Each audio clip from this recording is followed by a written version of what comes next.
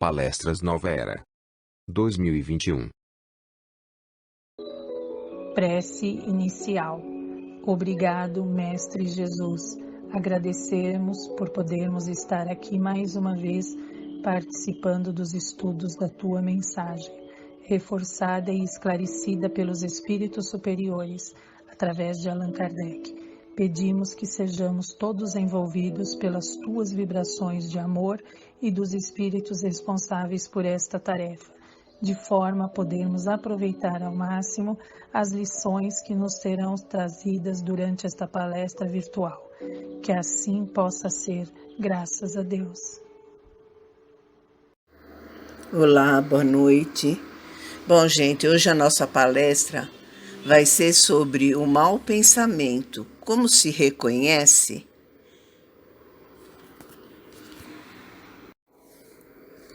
Duas origens pode ter qualquer pensamento mau: a própria imperfeição da nossa alma ou uma fatídica influência que exerça sobre ela.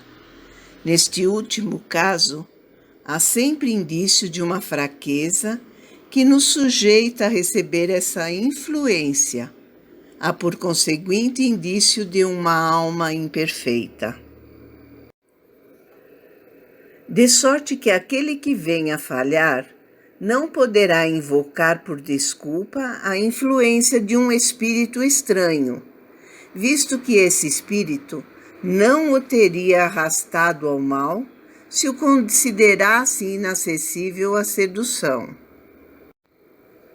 Quando surge em nós um mau pensamento, podemos, pois, imaginar um espírito maléfico a nos atrair para o mal, mas cuja atração podemos ceder ou resistir, como se tratar das solicitações de uma pessoa viva.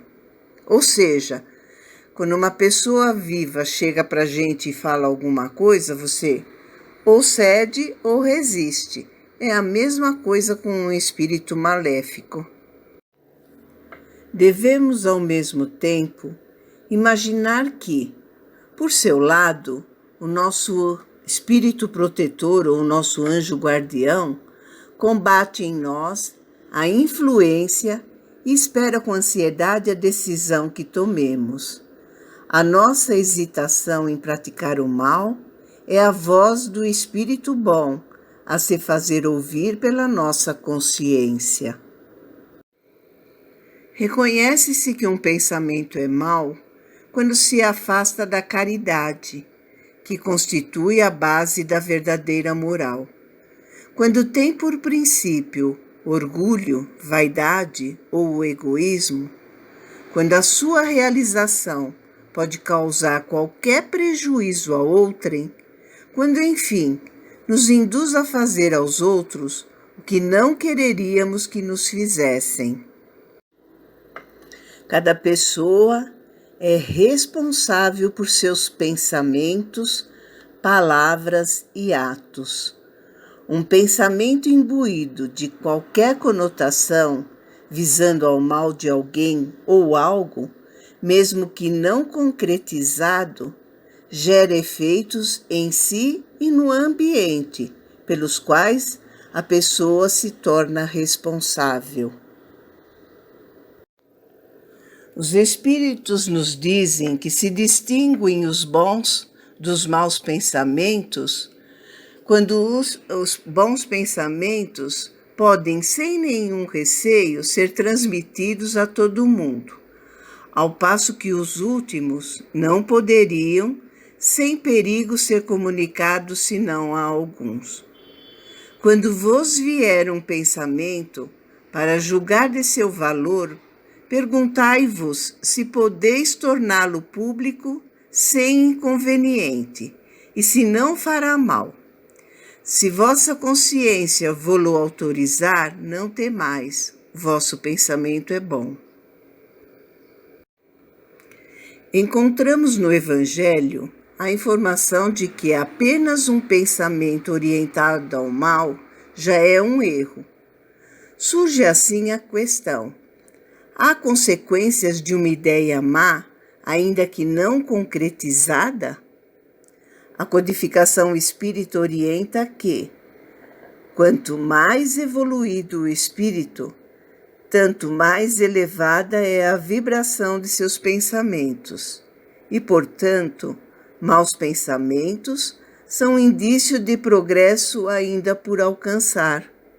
Contudo, a própria constatação de termos elaborado um mau pensamento pode auxiliar na análise da evolução do espírito, se ele o analisar e repelir.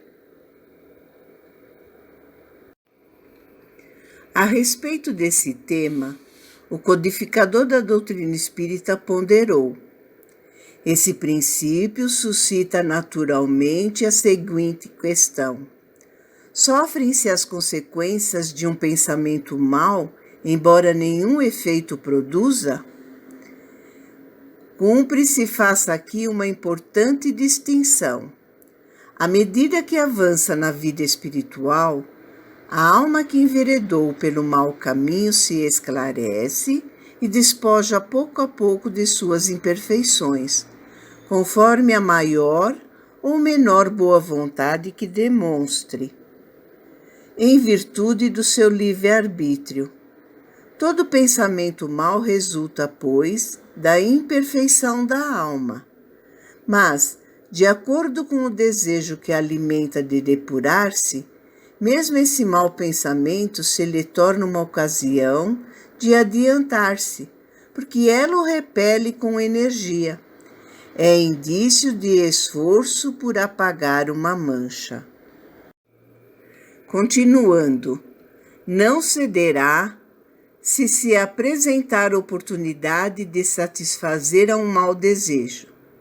Depois que haja resistido, sentir-se-á mais forte e contente com a sua vitória. Aquela que, ao contrário, não tomou boas resoluções, procura ocasião de praticar o mau ato, e se não o leva a efeito, não é por virtude da sua vontade, mas por falta de ensejo. É, pois, tão culpada quanto o seria se o acometesse. Em resumo, naquele que nem sequer concebe a ideia do mal, já há progresso realizado. Naquele a quem essa ideia acode, mas que a repele, há progresso em vias de realizar-se. E naquele, finalmente, que pensa no mal e nesse pensamento se compraz, o mal ainda existe na plenitude da sua força. Num, o trabalho está feito. No outro, está por fazer-se. Deus, que é justo, leva em conta todas essas gradações na responsabilidade dos atos e dos pensamentos do homem. Todo pensamento é força criadora, é irradiado no ambiente e por isso traz consequências boas ou más, e atrai inteligências encarnadas e desencarnadas com ideias semelhantes, de acordo com seu teor orientado ao bem ou ao mal, independente do pensamento ter implicado ações concretas e sem correlação com haver mediunidade ostensiva. Toda inspiração, positiva ou negativa, que recebermos, provém da sintonia que nós mesmos estabelecemos. Não há privilegiados que recebam inspirações elevadas emotivamente. Sua boa sintonia, permeada por ações em prol do bem do próximo, fê-los receptivos a energias positivas. O mesmo raciocínio se aplica a quem fez sintonias indevidas e recebe inspirações não identificadas com o bem. André Luiz, na obra Nosso Lar, transmite as palavras da ministra veneranda acerca do tema. Todos sabemos que o pensamento é força essencial, mas não admitimos nossa milenária viciação no desvio dessa força. Ora, é coisa sabida que um homem é obrigado a alimentar os próprios filhos. Nas mesmas condições, cada espírito é compelido a manter e nutrir as criações que lhe são peculiares. Uma ideia criminosa produzirá gerações mentais da mesma natureza. Um princípio elevado obedecerá à mesma lei. Recorramos a símbolo mais simples. Após elevar-se às alturas, a água volta purificada, veiculando vigorosos fluidos vitais no orvalho protetor ou na chuva benéfica. Conservemo-la com os detritos da terra e falaemos habitação de micróbios destruidores. O pensamento é força viva em toda parte.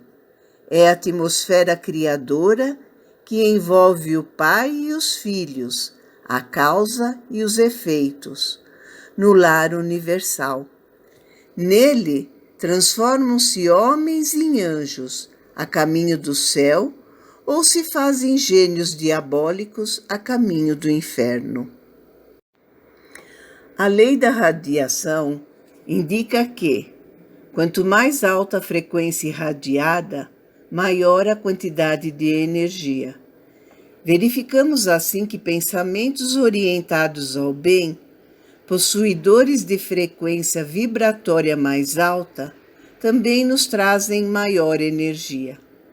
Pensamentos orientados ao mal, portadores de energia inferior, são tóxicos.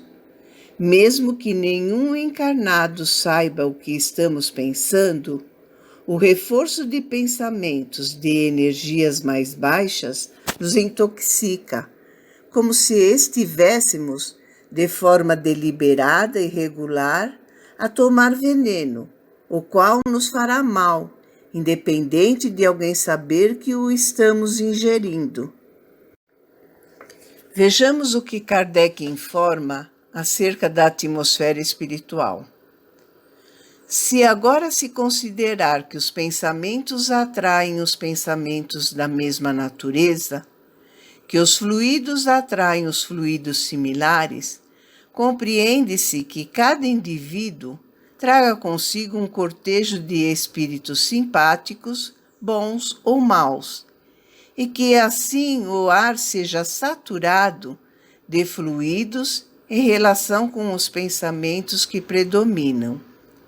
Se os maus pensamentos forem em minoria, não impedirão que as boas influências se produzam, pois estas os paralisam. Se dominarem, enfraquecerão a irradiação fluídica dos espíritos bons, ou, mesmo por vezes, impedirão que os bons fluidos penetrem nesse meio, como o nevoeiro enfraquece ou detém os raios do sol. Qual é, pois, o meio de se subtrair à influência dos maus fluidos? Bom, esse meio ressalta da própria causa que produz o mal. Que se faz quando se reconhece que um alimento é prejudicial à saúde? É rejeitado e substituído por outro mais saudável. Já que são os maus pensamentos que engendram os maus fluidos e os atraem, devem-se envidar esforços para só os ter bons. Repelir tudo o que é mal, como se repele um alimento que nos pode tornar doentes.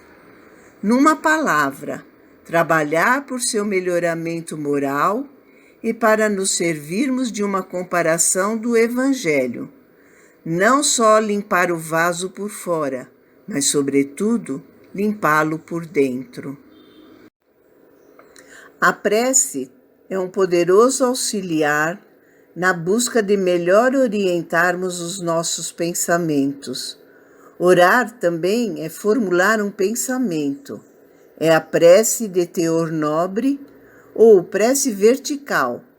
Busca uma sintonia de frequência e energias superiores, afastando a sintonia com vibrações de teor energético inferior.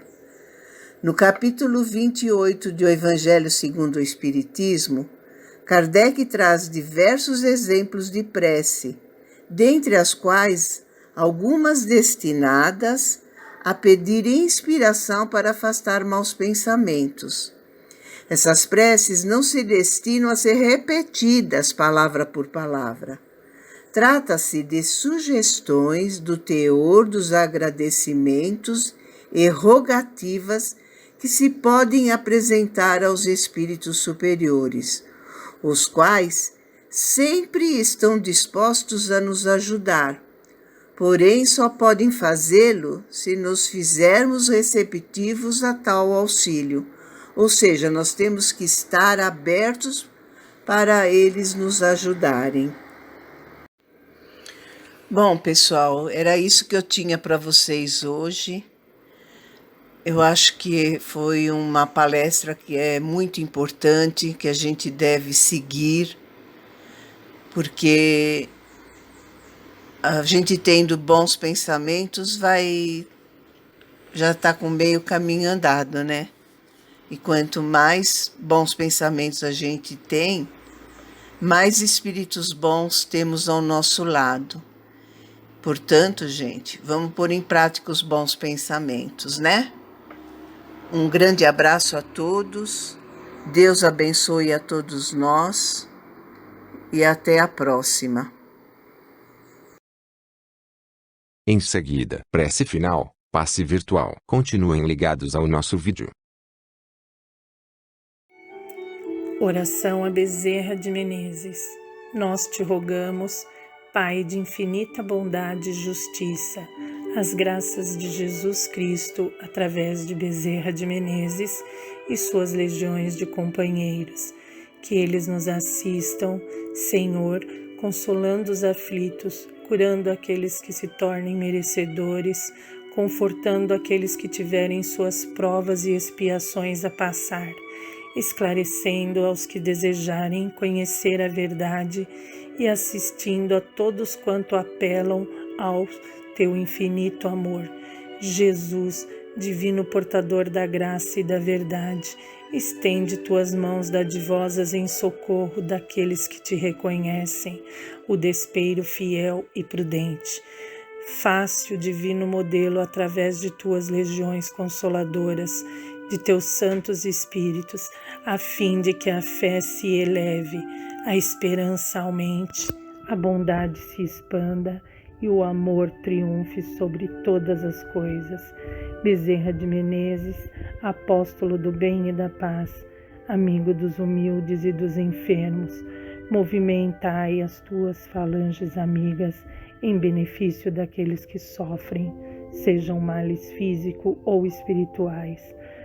Santos Espíritos, dignos obreiros do Senhor, derramai as graças e as curas sobre a humanidade sofredora, a fim de que as criaturas se tornem amigas da paz e do conhecimento, da harmonia e do perdão, semeando pelo mundo divinos exemplos de Jesus Cristo. Que assim seja.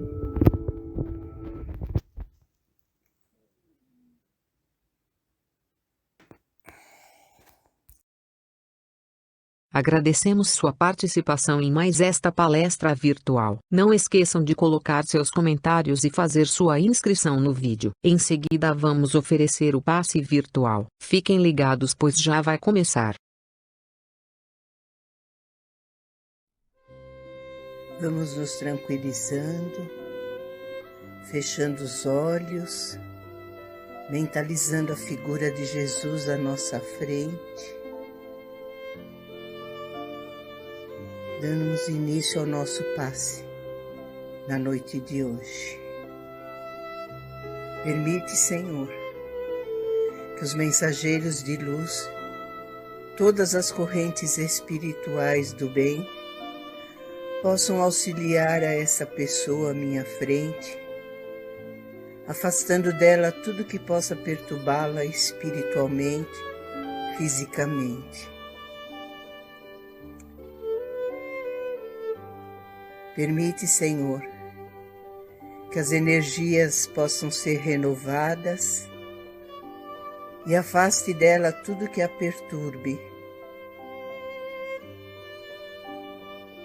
Vamos tirando tudo, limpando tudo e agradecendo mais uma vez pelo auxílio que essa pessoa está recebendo. Vá em paz, irmão. Que Deus te abençoe e ilumine o seu caminho.